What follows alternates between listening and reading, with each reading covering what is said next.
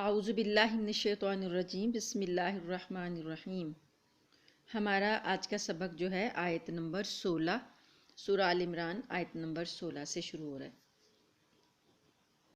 الذین، وہ لوگ جو یقولون، وہ کہتے ہیں، ربنا، اے ہمارے رب، اننا، بے شک ہم، آمنا، ہم ایمان لے آئے، فاغفر لنا، پس ہمیں بخش دے، ذنوبنا، ہمارے گناہ بخش دے، وقنا، اور ہمیں بچا لے، عذاب النار، آگ کے عذاب سے۔ یہ جو پچھلی آیت نمبر 15 میں جو اللہ تعالیٰ نے متقین کے لیے انعامات کا ذکر کیا کہ وہ متقین جو ہے اللہ نے ان کے لیے کیا کیا چیزیں تیار کر رکھی ہیں۔ اللہ تعالیٰ کے پاس باغات ہیں جن کے نیچے نہریں بہہ رہی ہیں، اور نہریں کئی طرح کی ہیں، اور یہ باغات ایسے ہوں گے جو انہیں ہمیشہ ہمیشہ کے لیے عطا کر دیے جائیں گے، ان سے واپس نہیں لیے جائیں گے۔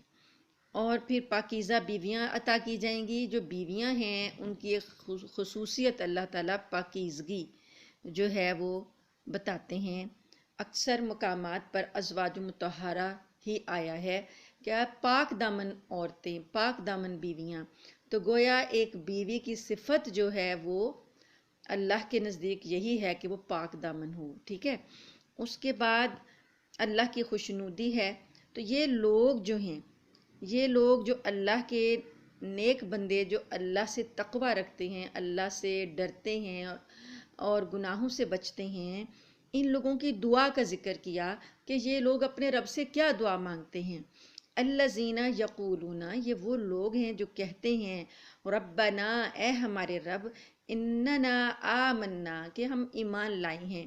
یعنی جب اللہ سے وہ دعا مانگتے ہیں تو اپنے ایمان کا حوالہ دیتے ہیں کہ یا اللہ، ہم مومن ہیں، ہم تجھ پر ایمان لاتے ہیں، ہم ایمان تیرے پر رکھتے ہیں، تو اب اس ایمان کے بدلے میں، اس ایمان کے نتیجے میں جو ہے آپ ہماری بخشش فرما دیں، ہمارے گناہوں کو معاف کر دیں۔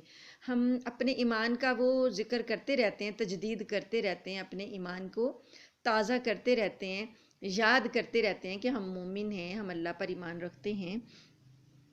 تو وہ پھر اللہ تعالیٰ سے اپنے گناہوں کی مغفرت مانگتے ہیں، اپنے گناہوں کی بخشش مانگتے ہیں، اور ساتھ میں آگ کے عذاب سے پناہ مانگتے ہیں کہ اللہ تعالیٰ ہمیں معاف کر دے، اور جو آگ کا عذاب ہے، جہنم کا آگ کا عذاب ہے، ہمیں اس سے بچا لے۔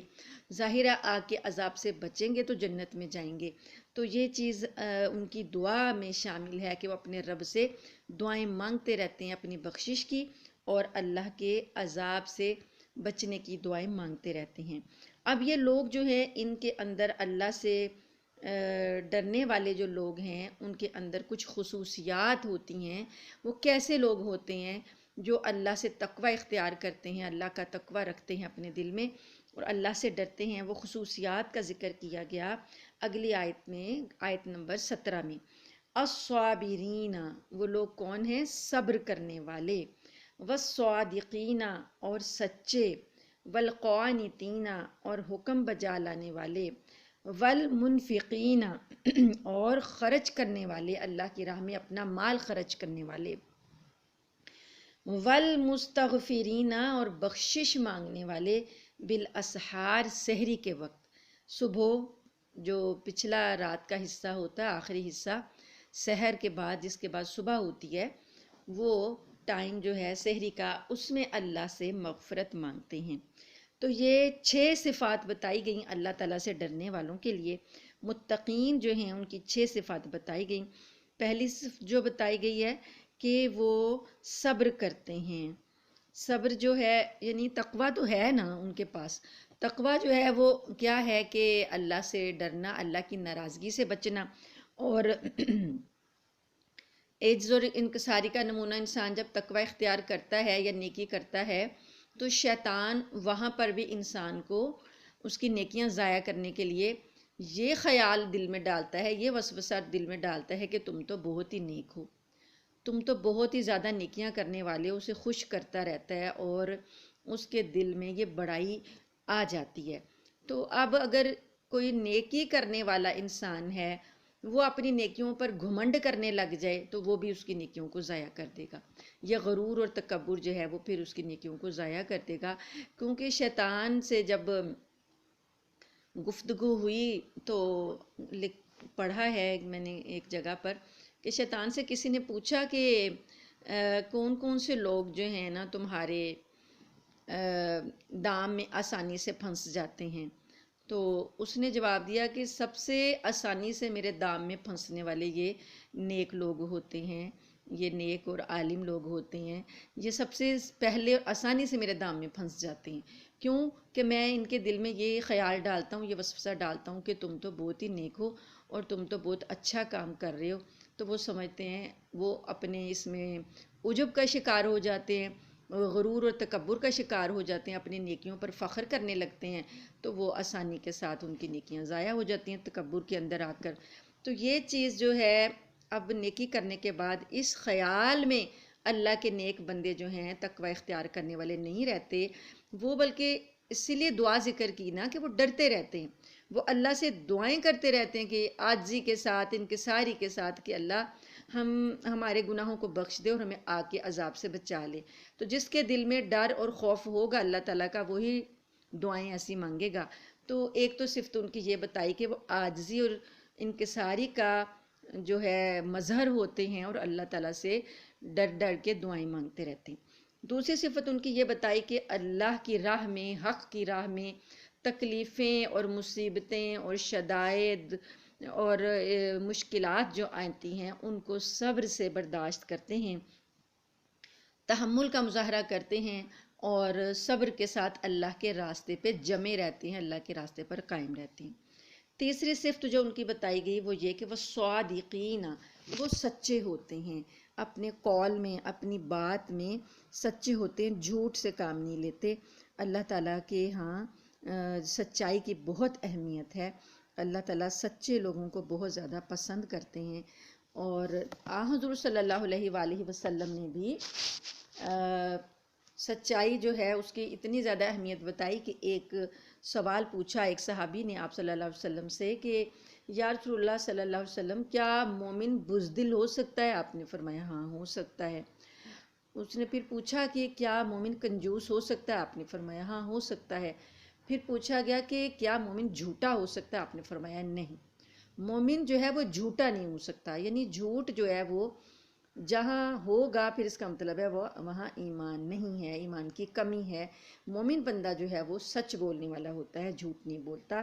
تو سچے لوگ جو ہیں وہ یہ صفت ہے تقوی والوں کی۔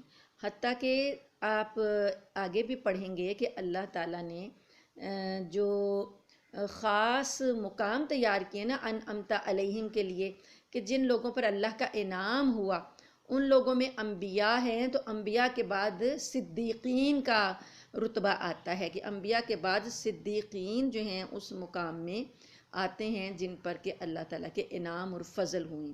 تو یہ صدیق ہونا، سچا ہونا اللہ تعالیٰ کے ہاں بہت بڑا مقام دلاتا ہے۔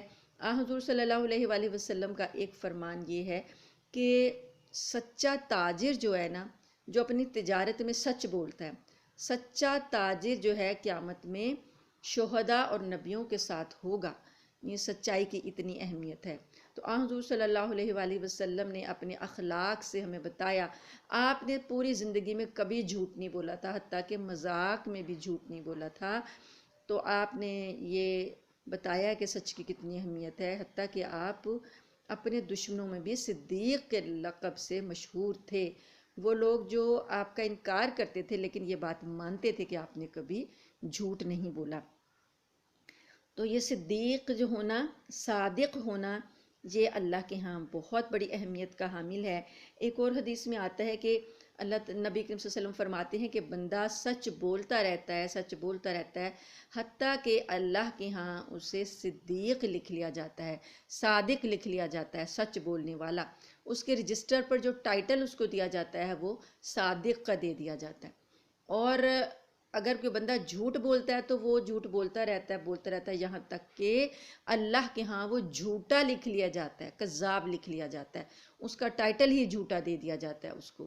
تو یہ ان باتوں کی اللہ تعالیٰ کے جو نیک بندے ہیں، تقوی والے بندے ہیں، ان باتوں کا خیال رکھتے ہیں۔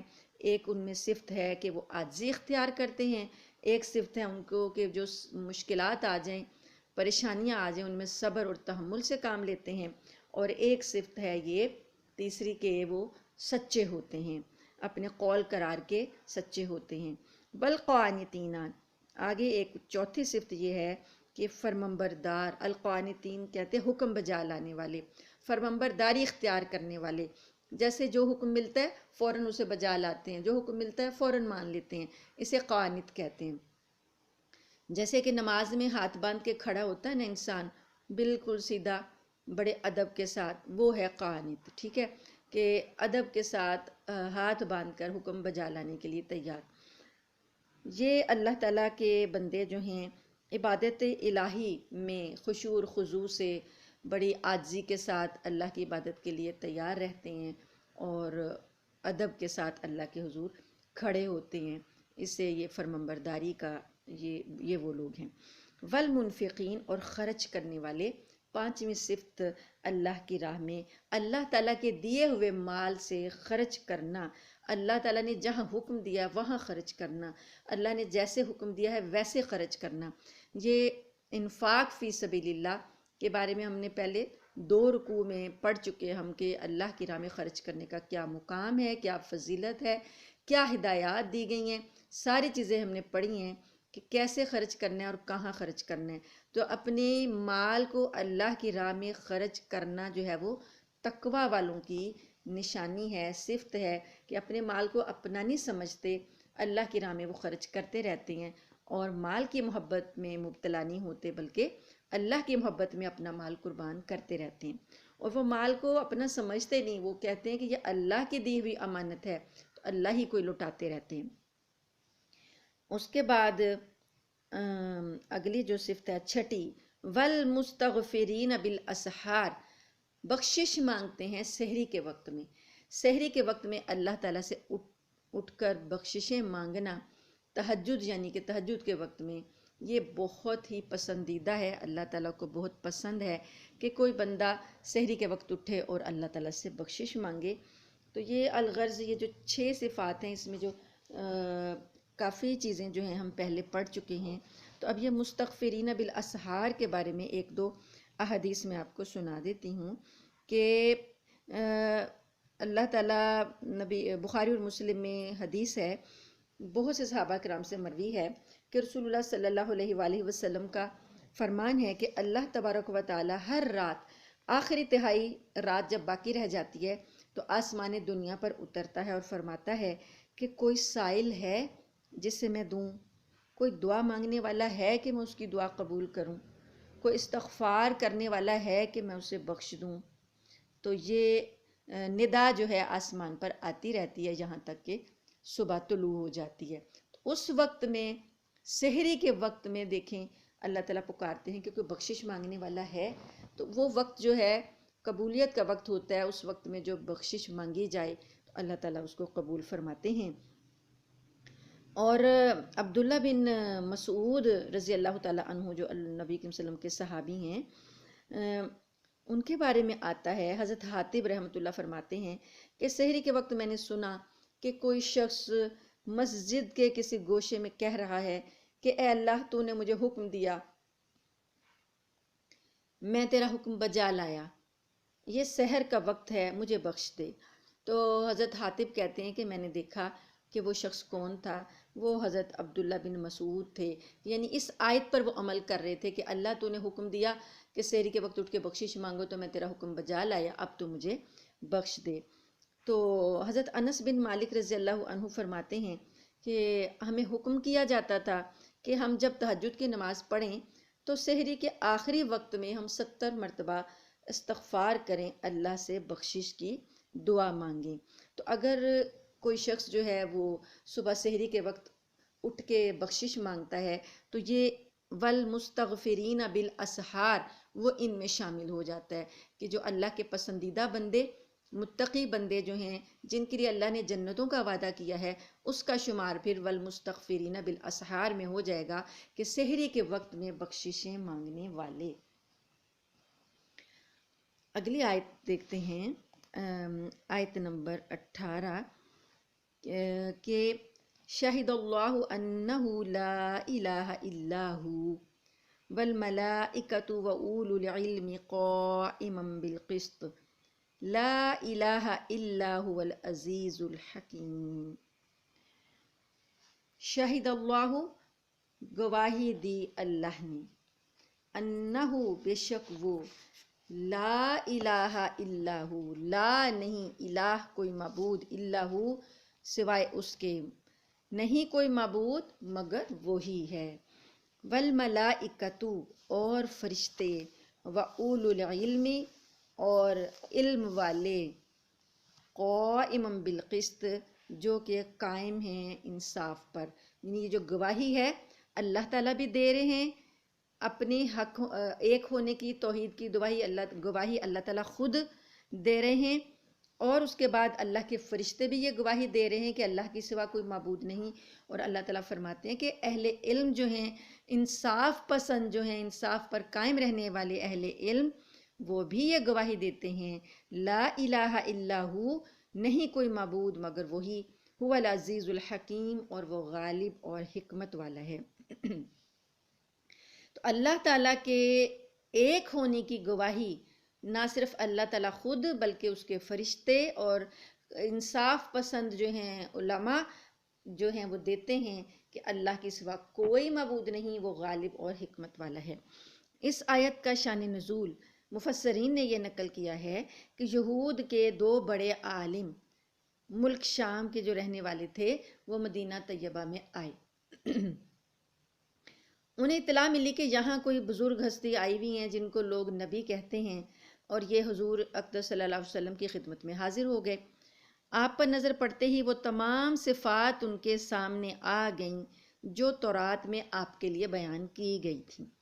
انہوں نے عرض کیا کہ کیا آپ محمد صلی اللہ علیہ وآلہ وسلم ہیں؟ حضور صلی اللہ علیہ وآلہ وسلم نے فرمایا کہ ہاں۔ پھر انہوں نے عرض کیا کہ کیا آپ احمد ہیں؟ آپ نے فرمایا ہاں، میں محمد ہوں اور احمد ہوں۔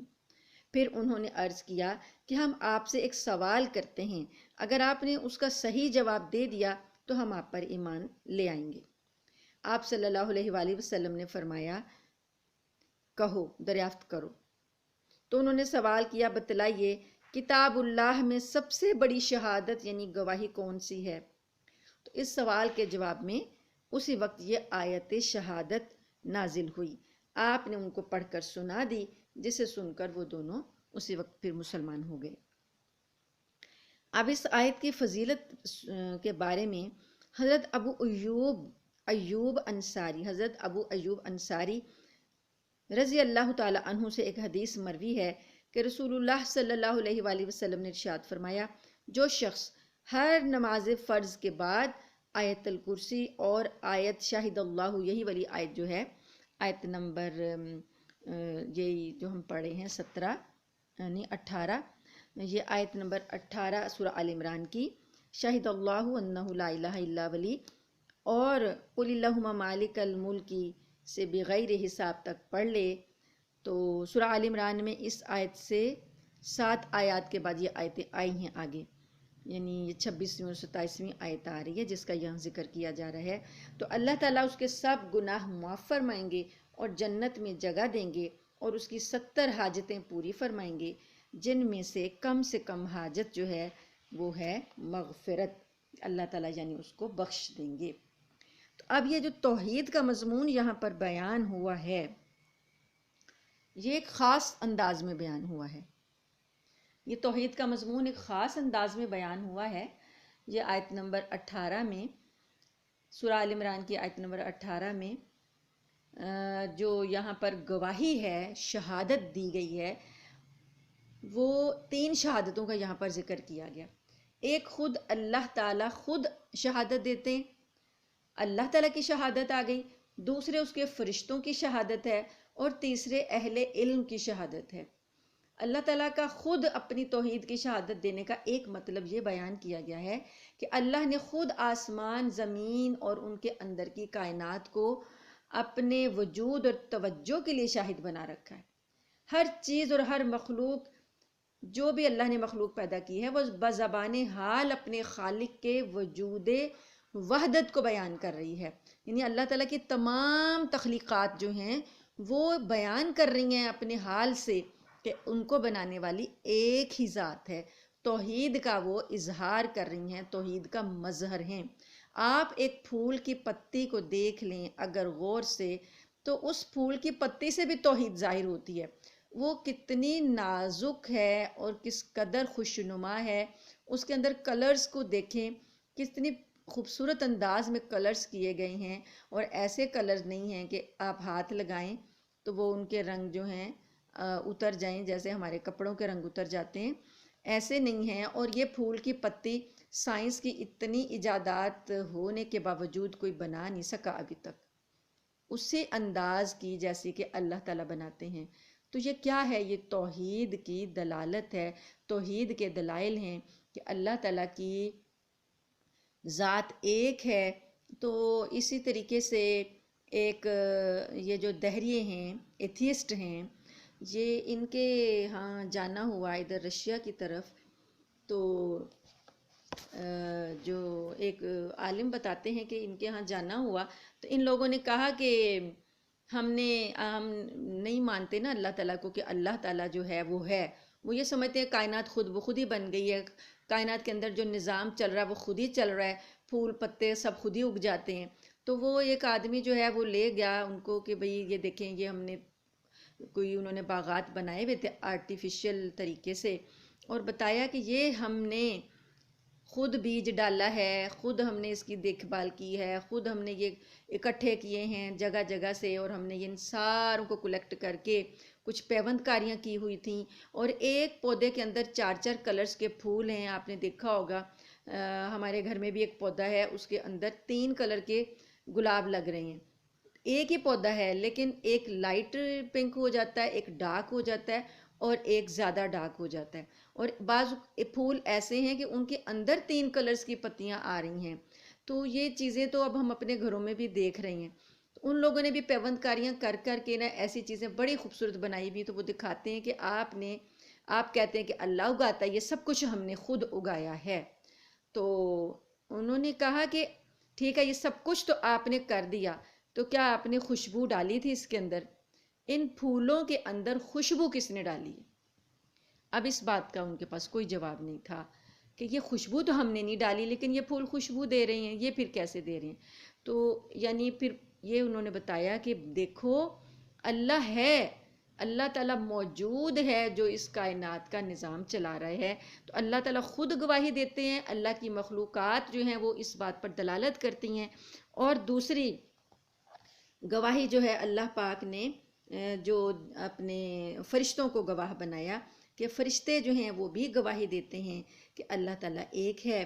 اور اس کے بعد اللہ تعالیٰ کے جو بندے ہیں، نیک بندے، وہ ان میں اہل علم جو ہیں، جو انصاف پر قائم ہیں، وہ بھی یہ گواہی دیتے ہیں۔ یہ سب سے بڑی شہادت قرآن پاک میں جو ہے وہ کیا ہے؟ اسے آیت شہادت کہتے ہیں۔ یہ سب سے بڑی شہادت توحید کی کیا ہے؟ کہ اللہ کی اپنی گواہی ہے، کہ اللہ خود گواہی دیتا ہے کہ وہ ایک ہے، اور وہ غالب اور حکمت والا ہے، اس کے سوا کوئی بھی بندگی کے لائق نہیں، وہی ہے کہ اس کی بندگی کی جائے۔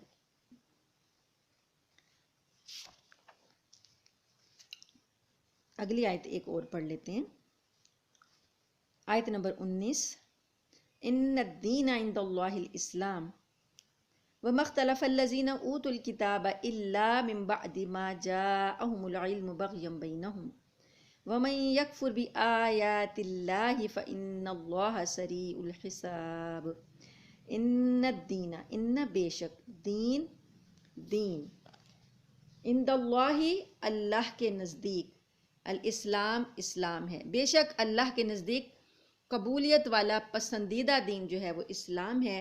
وَمَا اخْتَلَفَ الَّذِينَ، اور نہیں اختلاف کیا، الَّذِينَ ان لوگوں نے، اوتوا الکتابہ جن کو کتاب دی گئی، یعنی اہل کتاب جو ہیں انہوں نے نہیں اختلاف کیا، الا مگر یہ کہ من بعد اس کے ما جاءہم العلم، ان کے پاس آ گیا علم، یعنی یہ علم ان کے پاس آ گیا، انہیں معلوم ہو گیا، تو اب انہوں نے اختلاف کیا بعد میں۔ بغیم بینہم، وجہ کیا ہے؟ بغین ضد ہے، بینہم آپس میں، یعنی آپس کی ضد بازی کی وجہ سے وہ اختلاف کر رہے ہیں۔ ومن یکفر، اور جو کوئی کفر کرے گا بآیات اللہ، اللہ کی آیات کا، اللہ کے احکامات کا، فإن اللہ، پس بے شک اللہ، سریع الحساب، جلد حساب لینے والا ہے۔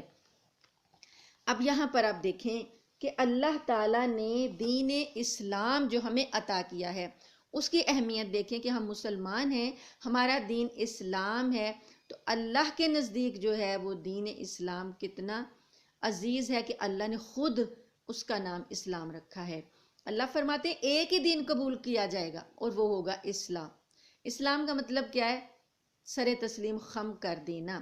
اب ہم امت مسلمہ کہلاتے ہیں نا، کہ یہ امت مسلمہ ہے، اسلام لانے والی امت، تو یہ اللہ نے ہمارا نام خود رکھا ہے۔ قرآن پاک میں آتا ہے کہ اللہ پاک نے تمہارا نام مسلمان رکھا ہے، تو ہم اللہ کے آگے سر جھکاتے ہیں، اس لیے ہمارا نام اللہ نے مسلمان رکھا ہے۔ تو دین اسلام کے علاوہ کوئی بھی قبول نہیں۔ اب اگر یہودیت ہے اس وقت، وہ قبول نہیں کی جائے گی، عیسائیت قبول نہیں کی جائے گی، کوئی بھی ہندوازم قبول نہیں کیا جائے گا، بدھزم قبول نہیں کیا جائے گا، کوئی سوشلزم قبول نہیں کیا جائے گا، صرف اسلام قبول کیا جائے گا۔ اب یہ اسلام جو ہے یہ کہاں سے چلا ہے؟ یہ حضرت آدم علیہ السلام سے چلا ہے۔ جو قوم اللہ کے آگے سر جھکاتی رہی، اللہ کے احکامات مانتی رہی، وہ مسلمان ہیں۔ چاہے وہ ہم سے پہلے گزر چکے ہیں لوگ، حضرت آدم علیہ السلام سے لے کر حضرت عیسیٰ علیہ السلام تک جتنے افراد اللہ کے نبیوں کو مانتے رہے، اللہ کو مانتے رہے، اللہ کے احکامات پر عمل کرتے رہے، وہ سب مسلمان تھے۔ اور اب اس وقت جو ہے وہ صرف اور صرف اسلام جو دین ہے یہ امت مسلمہ کے پاس ہے اور کسی کے پاس نہیں ہے۔ قرآن کو ماننے والے، قرآن کو لانے والے پیغمبر حضرت محمد صلی اللہ علیہ وآلہ وسلم کو ماننے والے اب صرف یہی مسلمان ہیں، باقی اس کے علاوہ جو بھی کوئی دین ہے وہ قبول نہیں کیا جائے گا۔ یہ والی بات اسی صورت میں آگے ابھی ہم پڑھیں گے تو آگے آئے گی۔ سورہ آل عمران کی 85 نمبر آیت میں اللہ تعالیٰ نے یہ بتا دیا۔ ابھی ہم 18-19 نمبر پر آ رہے ہیں، آگے جب ہم 85 نمبر آیت پڑھیں گے وہاں پر یہ ہے وَمَن يَبْتَغِي غَيْرَ الْإِسْلَامِ دِينًا فَلَن يُقْبَلَ مِنْهُ، اور جو کوئی اسلام کے علاوہ کوئی اور دین تلاش کرے گا تو وہ اس سے قبول نہیں کیا جائے گا۔ اللہ تعالیٰ نے خود بتا دیا کہ اللہ کو اگر مطلوب اور مقصود ہے، پسند ہے، تو وہ صرف اور صرف اسلام دین ہے۔ اب اسلام کے آنے کے بعد سارے دینوں کے راستے بند ہو گئے، تمام ادیان کینسل کر دیے گئے، منسوخ کر دیے گئے ہیں، اب وہ قبول نہیں کیے جائیں گے۔ تو اسی لیے جو شخص اسلام کے علاوہ کوئی اور دین تلاش کرے، اب ہمارے ہاں کیا ہو رہا ہے، ہم لوگ کیا کر رہے ہیں کہ اسلام سے جو ہے